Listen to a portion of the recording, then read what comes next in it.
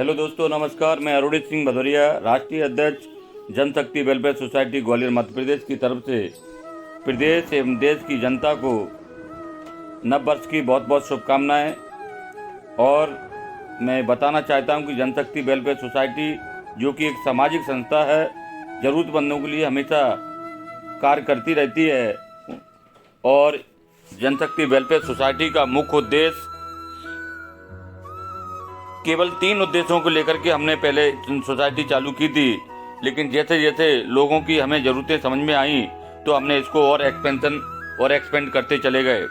तो सबसे पहला उद्देश्य हमारा ये था कि हर व्यक्ति तक शिक्षा पहुँचे, हर व्यक्ति को भोजन मिलना चाहिए और हर व्यक्ति को स्वास्थ्य मिलना चाहिए।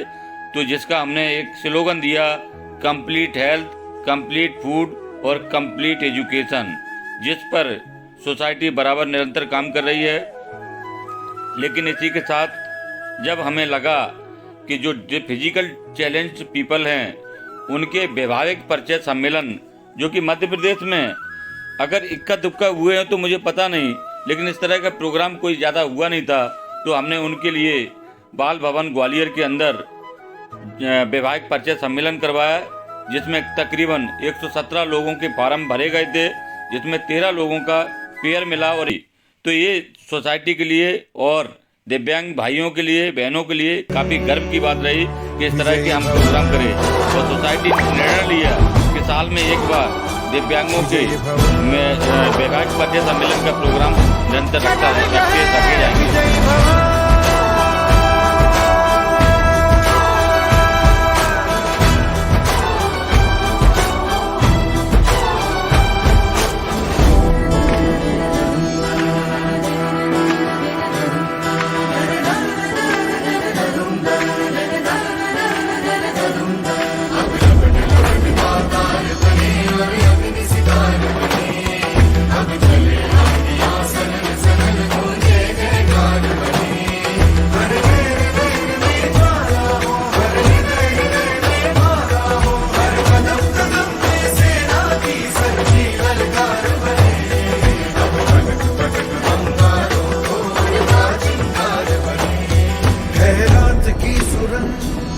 भटकी है रोशनी, है छटपटा रही रोशनी। इसके साथ ही राष्ट्रीय शिक्षा दिवस पर आज वर्तमान में जो कि शिक्षा व्यवसायीकरण का रूप ले चुकी है, तो हमने शिक्षा के बारे में भी बताया कि शिक्षा को 3 भागों में बांटना चाहिए।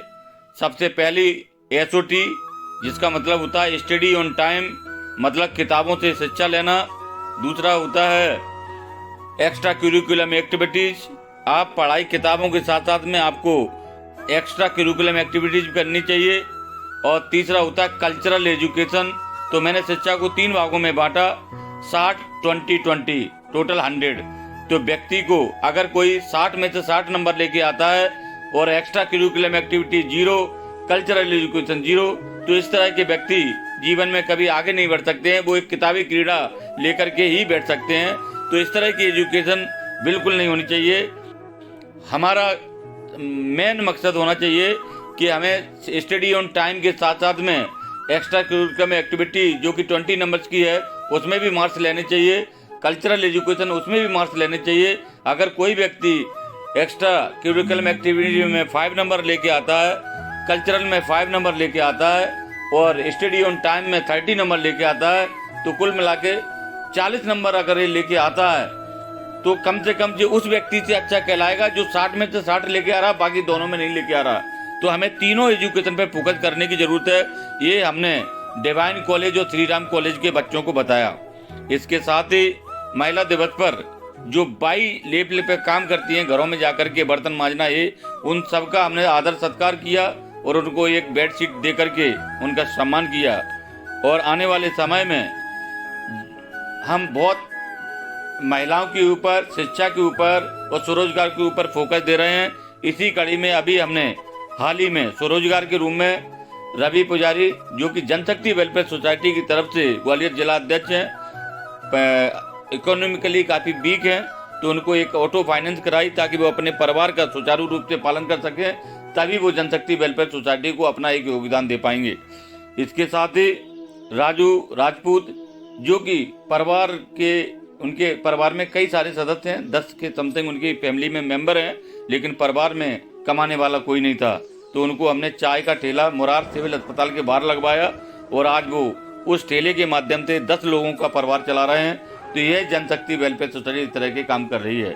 इसके साथ ही मैं गर्व के साथ कहना चाहता हूं कि एक लड़की की 8 दिसंबर को जो शादी हुई थी, जिसका नाम प्रिया तोमर है, जो कि उज्जैन अपना जालौन जिले की रहने वाली है, अकबरपुर की रामपुरा में उसकी शादी थी। उस शादी का खर्चा भी हमारी जनशक्ति वेलफेयर सोसाइटी ने उठाया।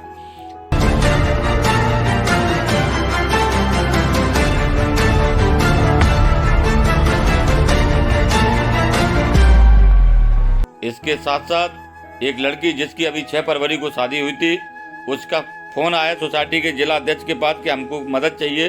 तो पूछा गया कि क्या चाहिए, तो उन्होंने मिक्सी के लिए बताया कि मिक्सी या कुछ, तो उसको मिक्सी दिलवाई गई, साथ में उसको कुछ साड़ी और कपड़े भी दिलाए गए ताकि यह गरीब परिवार, जरूरतमंद परिवार एक खुशहाल वैवाहिक जीवन जी सके। तो ये छोटे छोटे प्रयासों के सारे जनशक्ति वेलफेयर सोसाइटी अपने कार्य करती रहती है। और मैं मध्य प्रदेश सरकार, उत्तर प्रदेश सरकार और पूरे देश की सरकारों से केवल इतना ही कहना चाहता हूँ कि जो भी सामाजिक संस्थाएं अच्छा कार्य कर रही हैं उनको मोटिवेट करते रहना चाहिए। उनको अगर जरूरत पड़े तो उनकी मदद भी करनी चाहिए। बाकी समाज में बहुत सारे बुद्धिजीवी लोग हैं जो निरंतर सोसाइटियों को योगदान देते रहते हैं और सोसाइटी उनके योगदान के सहयोग से आगे बढ़कर के काम करती रहती है। जय हिंद, जय भारत, जय श्री राम।